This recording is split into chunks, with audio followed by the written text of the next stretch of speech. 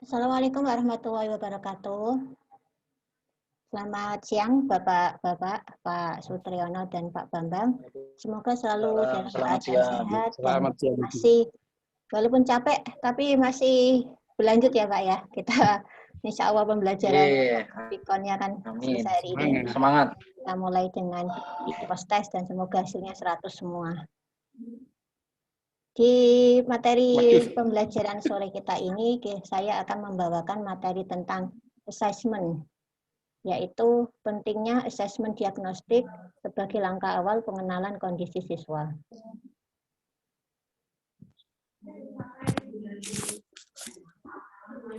Sebelum masuk ke situ, mungkin bisa dilihat ya, ada beberapa gambar.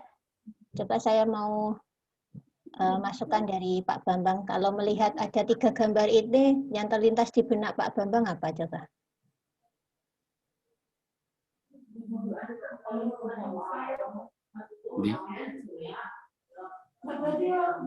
Halo Pak Bambang. Nggak ada Bu. Halo, nggak ada. Cik gambar ini gini. Sebentar Bu, ini operatornya nih. Gambarnya nggak kelihatan nih. Kok saya nggak kelihatan nih? Oh, ini. Suaranya Pak Bambang pelan sekali nih. Ya ini pakai HP Bu. Pakai HP ya. Ya udah Bu, udah lihat.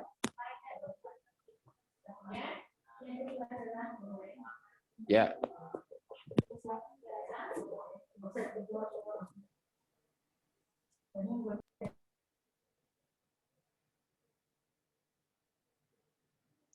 Atau mungkin kalau Pak Bambang masih susah suara, Pak Sutriyono dulu coba untuk mengomentari gambar berikut.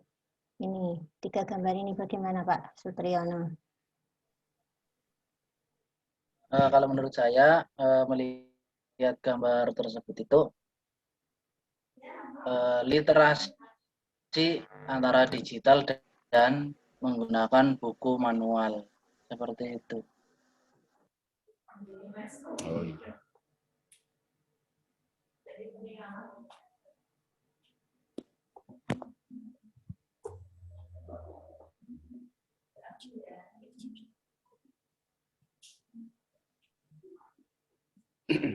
Ini biar nggak ngantuk Pak, saya kasih pertanyaan.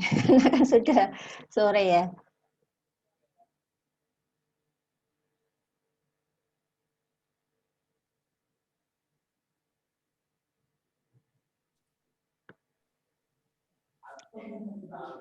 Gimana, Bu? Jadi ini kan gambar di sini. Ini adalah saat proses kita pembelajaran sebelum pandemi. Jadi tes atau asesmen kita itu biasanya kita melalui dengan kertas ya yang ditulis. Untuk gambar yang kedua ini kan sudah mulai mengenal teknologi, ada UNBK. Jadi pengerjaannya sudah melalui komputer dan selama pandemi asesmen kita itu melalui di komputer. Jadi mereka mengerjakan semuanya adalah di rumah atau di komputer mereka masing-masing. Kita tidak bisa melihat bagaimana kondisi siswa kita, apakah mereka sedang sedih atau mungkin sedang bahagia atau sedang ada masalah, kan kita tidak bisa memantau, berbeda dengan waktu kita bisa bertatap muka seperti gambar berikut apa yang sebelumnya. Itu nggih, Bapak-bapak. Kita lanjutkan. Asesmen di sini adalah sebagai upaya untuk mendapatkan data atau informasi dari proses dan hasil pembelajaran untuk mengetahui seberapa banyak kinerja peserta didik di suatu kelas atau program studi dibandingkan terhadap tujuan atau capaian pembelajaran tertentu. Jadi asesmen di sini digunakan sebagai tolak ukur atau untuk sebagai pembuatan umpan balik atau tindak lanjut dari suatu proses pembelajaran.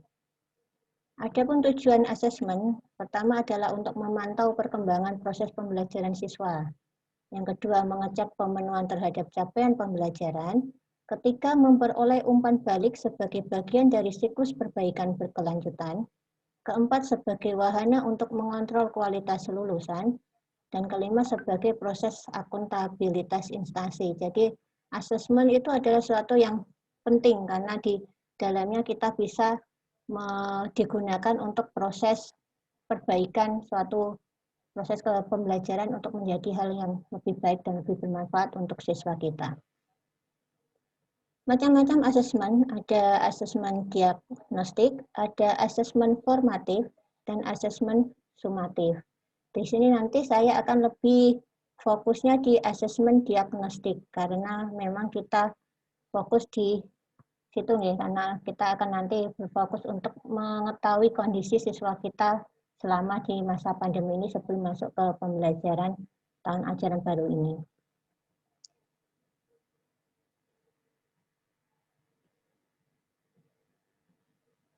Tujuan asesmen diagnosis ada dua nih, ada non-kognitif, ada juga yang kognitif. Kalau untuk non-kognitif ini lebih berhubungan dengan psikologi atau sosial emosi siswa. Untuk mengetahui aktivitas mereka belajar di rumah itu apa saja, untuk mengetahui kondisi keluarga mereka, dan untuk mengetahui latar belakang pergaulan mereka, gaya belajarnya dan karakter belajarnya juga. Tapi untuk kognitif ini lebih masuk ke capaian kompetensinya, seperti ilmu yang dikuasai atau bidang-bidang yang dikuasai yang mereka pelajari selama pembelajaran. Asesmen diagnosis non-kognitif dulu nggih. Asesmen diagnosis atau non-kognitif ini di awal pembelajaran dilakukan untuk menggali hal-hal sebagai berikut. Jadi kenapa kita memberikan asesmen diagnosis ini di awal, supaya kita lebih mengetahui keadaan emosi siswa. Apakah mereka itu bahagia seperti gambar di sini, ataukah mereka itu sedih, atau mereka sedang marah, ataukah mereka sedang jatuh cinta. Kenapa kok ada jatuh cinta juga? Karena siswa kita itu masa siswa yang remaja nih, karena untuk hubungan teman atau mungkin kekasih, pacar itu cenderung sudah memasuki di kehidupan mereka. Jadi hal-hal tersebut itu secara tidak langsung sebenarnya mempengaruhi kualitas mereka belajar. Jadi di sini asesmen diagnostik ini digunakan untuk mengetahui sejauh mana emosi mereka itu siap atau tidak menerima pembelajaran.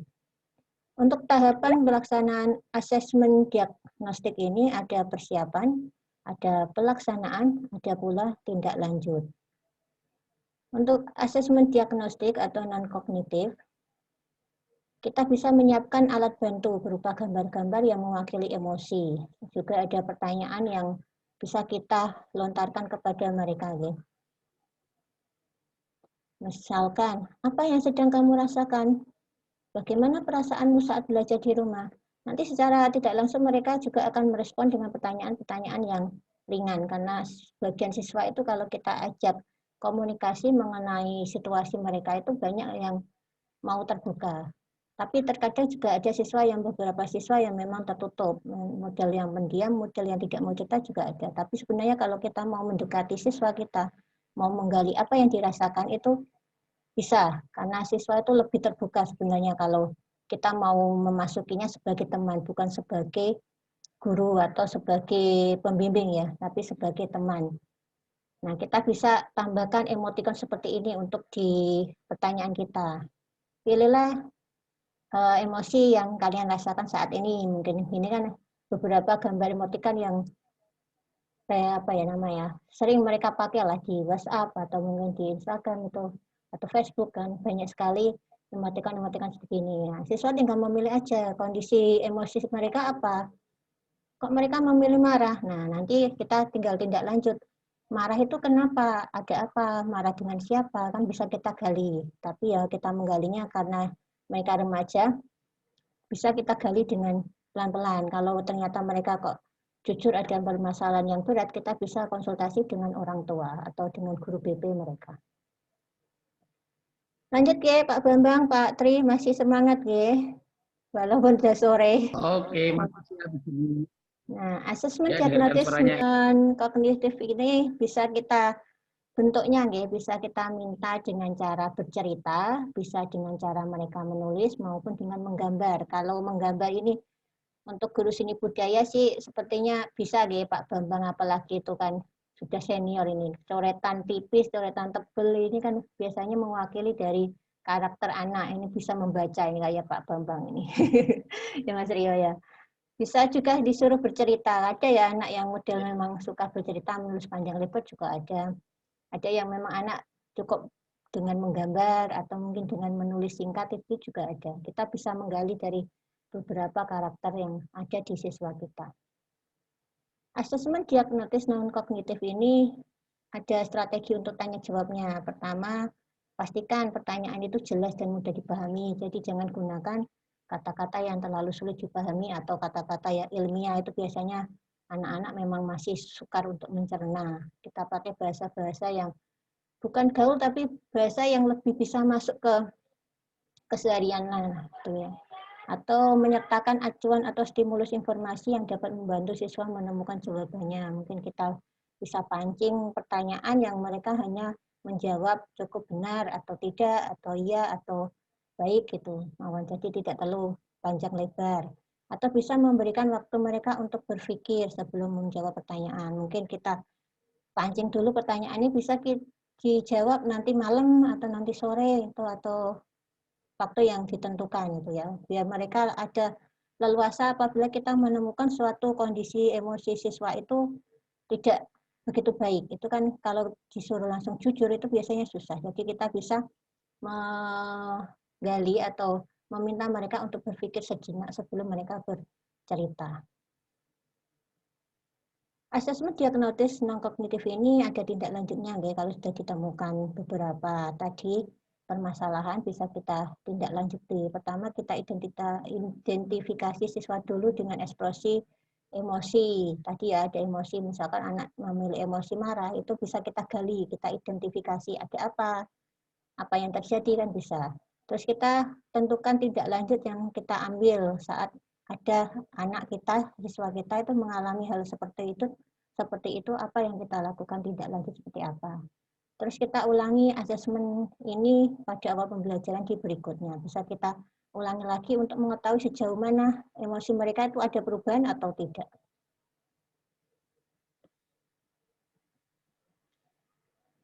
Terus kita lanjut ke asesmen diagnosis non-kognitif ya. Mungkin ada masukan dari Pak Trio atau Pak Bambang mengenai yang non-kognitif sebelum saya lanjutkan di kognitifnya. Lanjut. Kita lanjutkan, geng. Belum ada. Lanjut aja, Bu. Lanjut.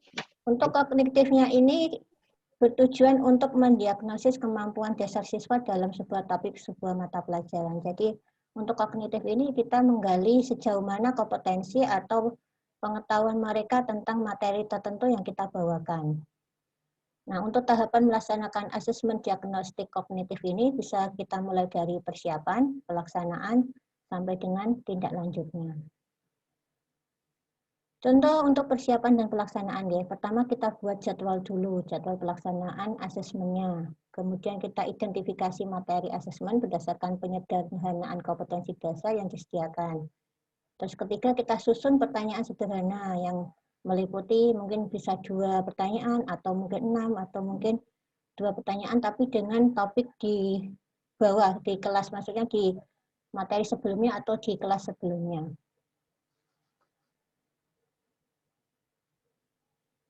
Setelah itu untuk kegiatan tindak lanjut kita bisa lakukan pengolahan hasil asesmen. Pertama dibuat penilaian dengan kategori paham utuh. Ini biasanya kalau siswa memahami atau bisa menjawab dengan benar dan dengan lengkap.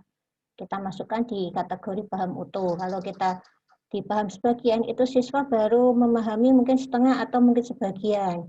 Atau mungkin siswa tidak paham. Jadi sama sekali mereka belum memahami apa itu materi atau kompetensi yang kita ajarkan. Nah, nanti setelah kita buat pembagian ini tadi, kita nanti bentuk kelompok. Nah, kelompok yang sudah paham, kelompok yang setengah paham, maupun kelompok yang sama sekali belum paham. Nanti bisa kita ulangi atau lakukan remedial untuk siswa-siswa yang memang mengalami sulit pemahaman ya. Nah, di sini saya berikan contoh untuk asesmen diagnosis kognitifnya. Ada tujuan pembelajaran yang dites menjelaskan dan mengidentifikasi media berkarya seni rupa 2 dimensi. Prasyarat dari tujuan pembelajaran ini pertama adalah mendeskripsikan dan mengidentifikasi karakter dan teknik penggunaan dari media berkarya seni rupa. Di sini ada soal, saya sertakan soal gambar, ada beberapa media. Nah, di sini siswa disuruh mengidentifikasi dan karakter dari media karya tersebut. Misalkan ada pensil. Pensil itu karakternya seperti apa? Dia kategorinya media garing atau media basah. Nah, ini siswa biar dia mengidentifikasi dulu sebelum mereka berkarya, biar mereka mengetahui kalau karakter pensil apa namanya cat air itu berarti dicampur dengan air, berbeda dengan cat minyak. Cat minyak adalah campurannya dengan cat minyak. Karakternya bagaimana untuk cat air? Cat air itu lebih transparan dibandingkan dengan cat minyak yang memang dia lebih menutup. Bagaimana dengan cat akrilik? Nah, dengan mereka mengidentifikasi media terus dahulu, nanti mereka akan lebih siap atau lebih bisa menemukan karakter dalam lukisannya. Berbeda kalau kita tidak memberikan informasi awal seperti ini, mereka akan cenderung menggunakan pewarnaan tidak sesuai dengan apa yang diinginkan. Terkadang mereka menggoreskan dulu, baru loh kok ternyata hasilnya kayak gini ya, ketebalan kok menutup. Nah, karena berbeda antara cat air, cat minyak, dan cat akrilik itu untuk penggunaannya. Setelah dilakukan tadi tes awal ya, dan sudah ditemukan beberapa siswa yang mengalami paham atau tidak, itu kita identifikasi tindak lanjutnya, kita kategorikan. Tadi dari soal ini tadi, mana sih siswa yang mendapat jawaban A yang paham utuh, jadi mereka bisa menjelaskan, bisa mengenalkan teknik-tekniknya, bisa mengetahui karakternya, paham benar. Atau kategori B dan C yang paham sebagian dan tidak paham. Jadi nanti yang perlu kita remedial atau kita tingkatkan adalah yang di B dan C sebelum kita masuk ke materi sebelumnya. Apa selanjutnya ya? Kalau yang ini kan bisa kita langsung lanjutkan ke materi berikutnya untuk pembuatan karya. Tapi kalau yang B dan C memang kita harus lebih menekan lagi untuk paham lagi bagaimana sih media ini sebelum kita gunakan ke karya seni rupa. Terus ini ya untuk terakhir untuk penilaian. Jadi penilaian itu sebenarnya adalah suatu proses ya, proses yang memang kita lakukan bisa di awal, bisa di tengah, bisa di akhir. Jadi sebelumnya pemakaian untuk penilaian ini lebih fleksibel ya, tidak harus penilaian itu berada di belakang atau harus di depan atau harus di tengah. Itu fleksibel sesuai dengan gaya guru mengajar atau untuk karakter siswa yang kita nilai. Jadi ada penilaian yang memang S sebagai assessment as learning, assessment for learning, ada assessment of learning. Ini memang harus kita pahami. Nah, di kurikulum 13 kemarin kita kan lebih banyak untuk yang assessment of learning. Jadi assessment itu digunakan sebagai hasil akhir untuk pembelajaran. Di kurikulum ke ini yang SMK Penggerak itu kan kita itu bisa gunakan assessment itu lebih ke prosesnya. Jadi jangan cuma sebagai hasil siswa belajar di akhir, tapi bagaimana proses mereka itu memahami dari suatu pembelajaran, imbasnya kepada mereka itu seperti apa. Maka dari itu untuk asesmen diagnostik ini termasuk adalah suatu penilaian yang memang penting untuk mereka atau kita gali sebelum kita melanjutkan ke penilaian formatif maupun penilaian sumatif. Gitu deh Bapak, ada Pak Trio dan Pak Bambang. Mungkin sebelum saya tutup ada masukan atau untuk sharing atau sudah cukup karena sudah capek. Bu, kalau misalnya mau tanya boleh Bu ya? Kayaknya tadi waktunya Boleh, berapa ya Pak ya? Waktunya tadi masih cukup apa enggak ya Pak? Saya lupa ngeceknya. Enggak apa-apa, coba sedikit Pak. Ya gini Bu, untuk wujud ya Bu ya. Jadi kan kita menilai penilaian diagnostik ya, yang apa namanya, yang kognitif, itu wujud penilaiannya nanti dalam bentuk angka, huruf atau dalam bentuk kalimat. Itu Bu. Oke, untuk itu sih kalau menurut saya pribadi ya Pak, itu tergantung gaya guru yang mengajar sih Pak. Kalau Bapak Bambang ini lebih cenderung suka memberikan angka untuk pengkategorian atau pengkelompokannya, itu bisa mungkin di range berapa, oh yang mendapatkan nilai rata-rata 9, 10 itu berarti yang paham utuh, atau mungkin di 7, 8 itu yang sebagian paham, atau yang belum paham itu di nilai berapa. Itu kan biasanya kembali ke tipe guru yang mengajar, atau mungkin bisa kita kategorikan A itu yang sangat baik, B yang itu untuk yang sedang, atau C itu kan tergantung kita sih sebenarnya kalau Pak itu untuk teknis seperti itu Pak. Itu Pak Bambang. Ya Bu, matur nuwun Bu ya. Jadi tidak ada keterikatan Bu ya? Kayaknya sih nggak ada sih Pak. seperti kayaknya seperti itu untuk kategorian itu bisa angka, bisa deskripsi, mungkin bisa dengan juga huruf. Itu tergantung kita kalau mau kita memberikan penilaian seperti apa. Yang penting nanti hasil di rapot atau hasil akhir itu kan kita sesuaikan dengan kondisi sekolah kita masing-masing gitu. Begitu Pak Bapak, mungkin ada Ibu matur nuwun. Pak Tri, bagaimana, ada masukan atau sudah cukup? Sudah cukup, Bu. Dari saya sudah cukup. Oke, begitu nggih Bapak-bapak sekalian, terima kasih atas waktu yang diluangkan. Semoga sedikit yang saya sampaikan tadi nanti membawa manfaat untuk proses pembelajaran peserta didik kita supaya menjadi lebih baik gitu. Saya akhiri, wassalamualaikum warahmatullahi wabarakatuh. Waalaikumsalam warahmatullahi wabarakatuh. Waalaikumsalam warahmatullahi wabarakatuh.